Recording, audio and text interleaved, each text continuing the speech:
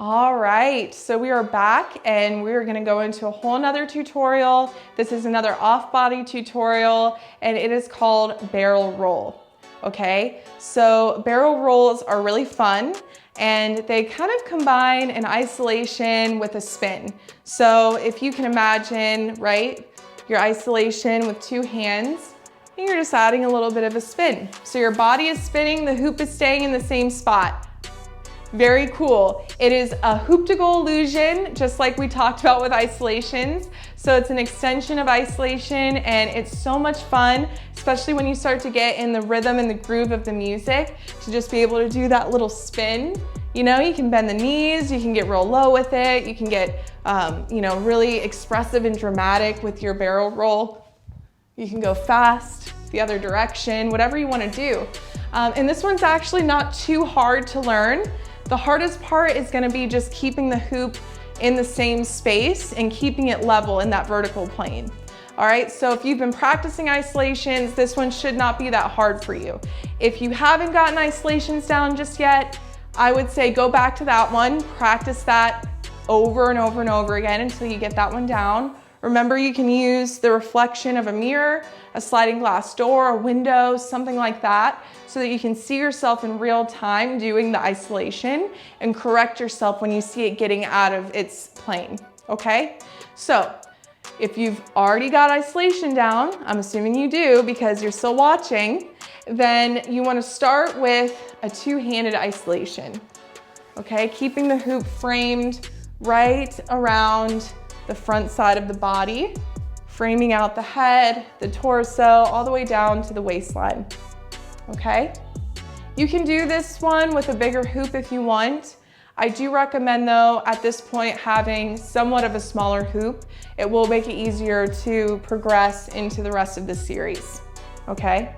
So start with a two-handed isolation, and whenever you get over, so let's say that you're rotating the hoop to the left, whenever you get over towards the right, you'll start to turn and let the hoop at first, eventually you don't want it to touch you, but at first let the hoop touch your bottom and use that for guidance so that you can see the hoop is resting on the same spot as you go around in a circle. So that's what you want it to do. You want it to stay in the same plane. You don't want it to go all the way in so many different directions. You want to keep it in the same plane as you go around, okay? Now you don't have to have both hands together. You could space them out a bit here, give yourself a wider base to start. This may help you control the hoop a little bit more to have a wider base with the hands, but just experiment a little bit. See what it feels like with both hands to the right versus maybe one hand at 8 o'clock and the other at 4, okay?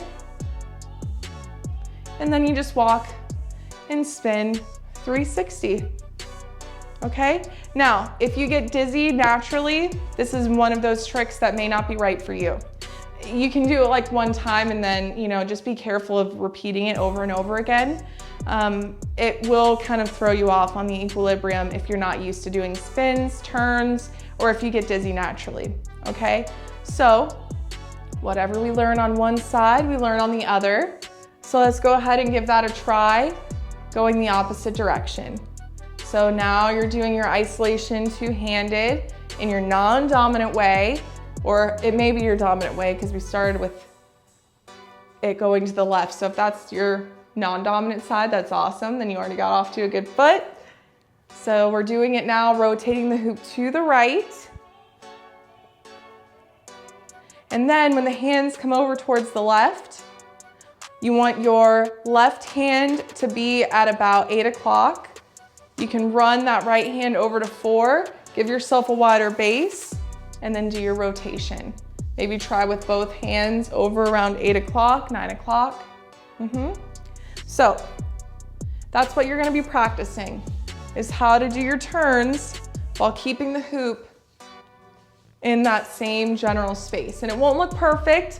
The faster that you go and the more momentum that you build with your barrel roll, the smoother that it looks. So in the beginning, if it looks kind of choppy, don't worry, that's natural and it's normal. As you can see, just with me doing it, it doesn't look as smooth as if I were to do it really fast, right? So once you get down the motions of the spin, then you can switch and go side to side and really feel that connection of the hoop moving in the same space, and the only thing that's turning is your body, right? So another thing to consider when doing barrel roll is not letting the hoop go too high or too low. So, you know, for anyone that's been trying to do isolations and they're trying to do them really down low right here, this is gonna be really hard. Because you see how when your arms are extending down, that's giving you no more space to work with.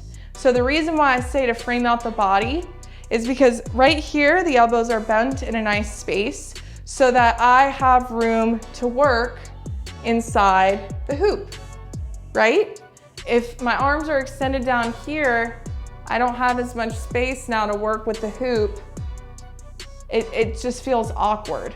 So the same thing can be said with barrel roll. If you try to do barrel roll too low, it won't make sense. So you have to have the hoop framing out the front part of the body, right? You want it to start at about the waistline, and you want to make sure that the hoop is above your head.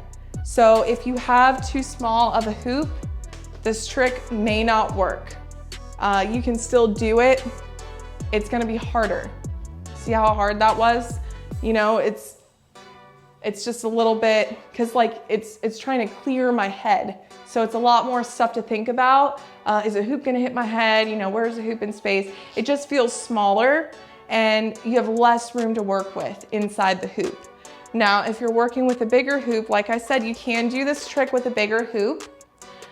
Just something to keep in mind is that you may need to spread your arms a little bit wider apart, keep a solid base, and then do your turn in one direction and then the other.